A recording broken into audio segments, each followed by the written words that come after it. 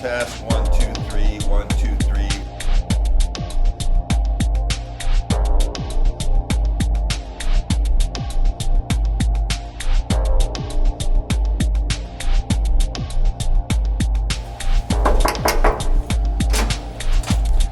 Steven, Henry, Steven, Director of TRON and Mr.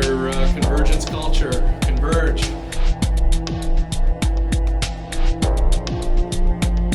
Yeah, I did see TRON and I liked it.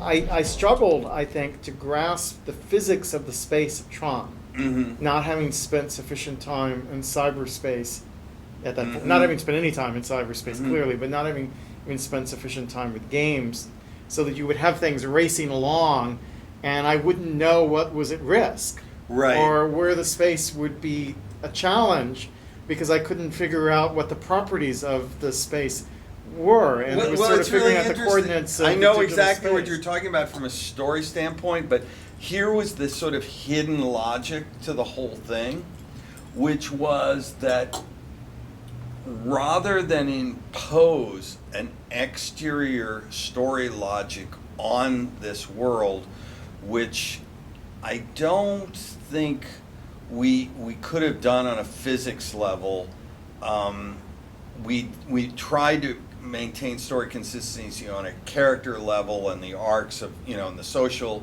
situations.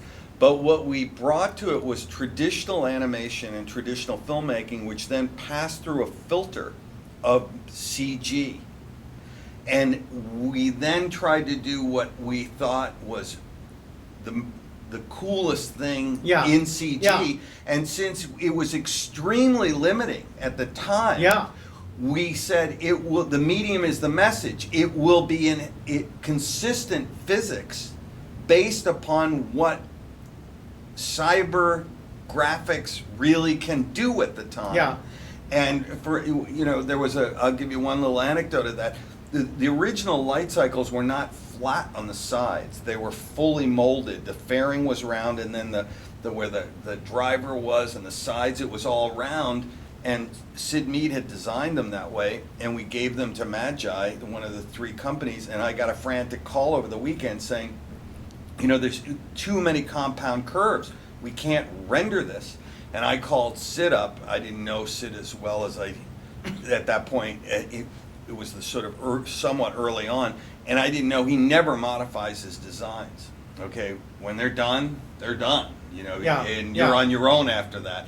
And so I spent a couple frantic hours on a weekend trying to figure out what I was going to do, and then I realized, well, what if we just squeezed it between two panes of glass? We let the fairing round, but we squeezed everything down so it was quasi two-dimensional, and then we got below the polygon rate where we could do it.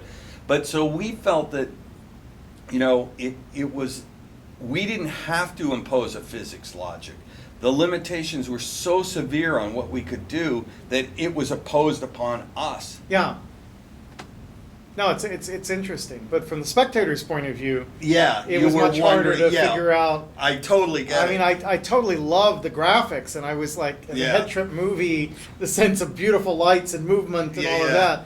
But dramatically, it was challenging to me when I first saw it, and it's become much more legible to me as the deeper we've gotten into the digital era. It was dramatically challenging for us and myself. I mean, I was 28, 29 years old at the time, and I have to say that I know a hell of a lot more about conventional scripting now than I did back then. And it was a different era when, at that time, it was before all there was only, I think, one book on screenwriting at the time, and it was before Bob McGee and before all that other stuff. And there was still sort of the freewheeling spirit of the 70s floating around. So I remember trying to pull together emotional graphs for the characters. And everybody said, "What the hell? He's really lost his mind now," you know. And then it's a big part of Bob McGee's script Yeah, it's work is an definitely- emotional definitely. craft. So I was vindicated by that years later. And people have said, "Oh, I guess you really were ahead of your time."